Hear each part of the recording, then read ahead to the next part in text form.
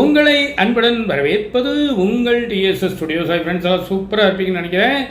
நம்ம பல்துறை வித்தகி பில்டெக் அருள்மொழி எழுதிய கதை தான் இப்போ நம்ம பார்க்க போகிறோம். கொரோனா காலத்தில் எழுதுனதா சொல்கிறாங்க.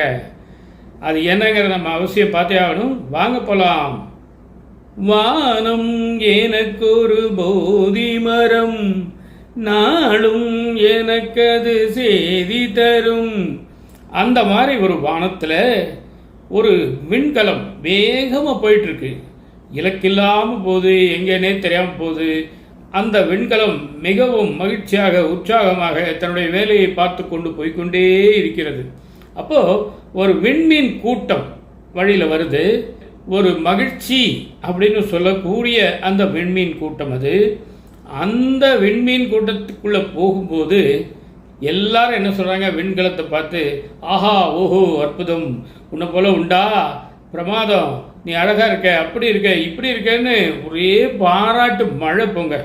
அதுக்கு ஒரு தனி கர்வமே வந்துருச்சு, தலை கனமே வந்துருச்சு. அப்படியே ஜாலியாக இன்னும் வேகமாக பறந்துக்கிட்டே போயிட்டே இருக்குது. கொஞ்சம் தூரம் போன உடனே மறுபடியும் இகழ்ச்சி அப்படிங்கிற ஒரு விண்மீன் கூட்டத்துக்குள்ளே போகும்போது அது ஒரு கருந்துளை அப்படின்னு சொல்கிறாங்க. அதுக்குள்ளே போன உடனே, நீ எல்லாம் ஒரு விண்கலமா, உனக்கெல்லாம் அறிவு இருக்கா, உன் பயணம் வீணானது, நீ எங்கே போகிற, எதுக்கு போகிற, என்னன்னே தெரியாமல் போகிற, சுத்த வேஸ்ட் அப்படின்னு சொல்லி அது பூரா இது எகட ஆரம்பிச்சிருச்சு. உடனே இந்த விண்கலம் என்ன பண்ணுது, தலையை கீழே தொங்க போட்டு, ஐயையோ நம்ம வேஸ்ட்டு தான் போல, என்ன இப்படி சொல்கிறாங்களே எல்லாரும், ஒன்றும் இல்லாமல் சொல்லுவாங்களா, அப்படி இப்படின்னு போட்டு மனசை கடந்து செஞ்சுக்கிட்டு இருக்குது. இது அப்படியே சோர்ந்து போய் அதனுடைய இயக்கமே நின்ன மாதிரி ஒரு உணர்வு.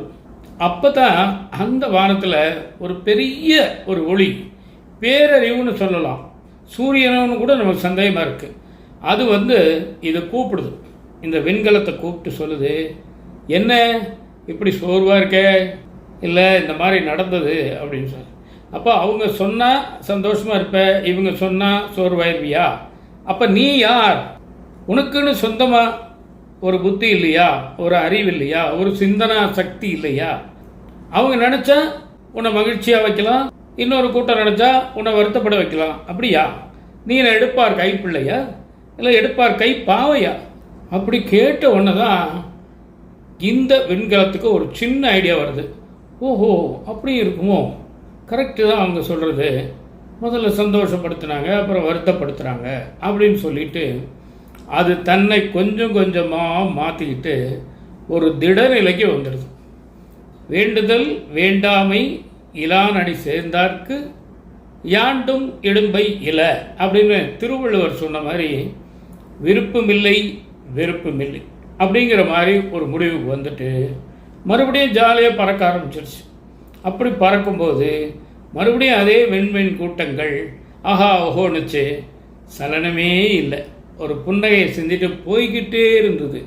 அதே மாதிரி அந்த கருந்துளை கிட்ட போகும்போது என்னாச்சு, யூ ஆர் ஆல் வேஸ்ட் அப்படிங்கிற மாதிரி ஒரு கமெண்ட் வந்தது. அதுக்கும் இது அதே மாதிரி ஒரு புன்னகையை சிந்திட்டு பதிலே சொல்லாமல் போயிட்டு இருந்தது. அதுக்கப்புறம்தான் அந்த விண்கலத்துக்கு பல உண்மைகள் புரிய ஆரம்பிச்சது. இருக்கும் இடத்தை விட்டு இல்லாத இடம் தேடி எங்கெங்கோ அலைகிறாய் ஞான தங்கமே அப்படின்னு ஒரு பாட்டு இருக்கு இல்லையா? அப்போது கடவுள் அப்படிங்கிறத உள்கடை அப்படின்னு சொல்கிறாங்க. அப்படின்னா என்ன அர்த்தம்? உனக்குள்ளே நீ சென்று பார், உன்னை நீ யாரென்று அறிய முயற்சி செய், அங்கே தான் இருக்க விஷயமே. உன்னுடைய இதயத்திலே கடவுள் இருக்கிறார். அதை விட்டுட்டு நீ ஊர் ஊரா காடு காடாக போய் தேட வேண்டிய அவசியம் இல்லை அப்படின்னு ஒன்று தான் தனக்குள்ள சிந்திக்க ஆரம்பித்த அந்த விண்கலம் இந்த மாதிரி ஒரு நல்ல முடிவுக்கு வந்திருக்கு.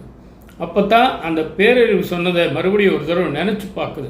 என்னன்னு, உனக்குள்ளே இருப்பது சிவம், உனக்குள்ளே இருப்பது கடவுள், உனக்குள்ளே இருப்பது ஆற்றல், இப்படி பல விஷயங்கள், உண்மை சத்தியம் நேர்மை எல்லாம் உனக்குள்ளே இருக்கிறது. இதைத்தான் விவேகானந்தர் கூட சொல்றாரு, எல்லா ஆற்றலும் உன்னுள்ளே இருக்கிறது அப்படிங்கிறார். உன் மனம் செம்மையானால் அதன்படி நீ நடந்தால் வெற்றி உனக்கு கிடைக்கும் அப்படிங்கிற உண்மையை அந்த விண்கலம் அருமையாக பொறுத்துருச்சு. சரி, விண்கலம் விண்கலம்ங்கிறியப்பா, அது எந்த நாட்டை சேர்ந்தது அப்படின்ற கேள்வி இப்போ வரும். ஏன்னா இது கார்காலம் அல்ல, வெயில் காலம் மற்றும் போர்க்காலமும் கூட. ஆனால் அந்த விண்கலம்ங்கிறது இந்த இடத்துல ஒரு சின்ன குறியீடு தாங்க, ஒரு எக்ஸாம்பிள், அவ்வளவுதான். அது நமது மனம், நமக்குள்ளே இருக்கும் நமது மனம், நமது சிந்தனை, நமது எண்ணம், நமது நல்ல நம்பிக்கை, அதுதான் அந்த விண்கலம்.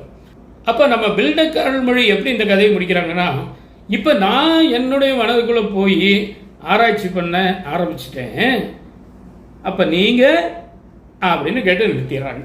இதாங்க இன்றைக்கி விஷயம். நிச்சயமாக இந்த விஷயம் உங்களுக்கு பிடிச்சிருக்கும்னு நம்புகிறேன், புரிஞ்சிருக்கும்னு நம்புகிறேன். உங்கள் மேலான கருத்துக்களை எதிர்பார்க்குறேன். மீண்டும் அடுத்த எபிசோடில் சந்திப்போமா? அதுவரை உங்களிடமிருந்து விடைபெறுவது உங்கள் அன்பன் டி. சண்முக சுந்தரம், போத்தனூர், கோயம்புத்தூர். நன்றி, வணக்கம்.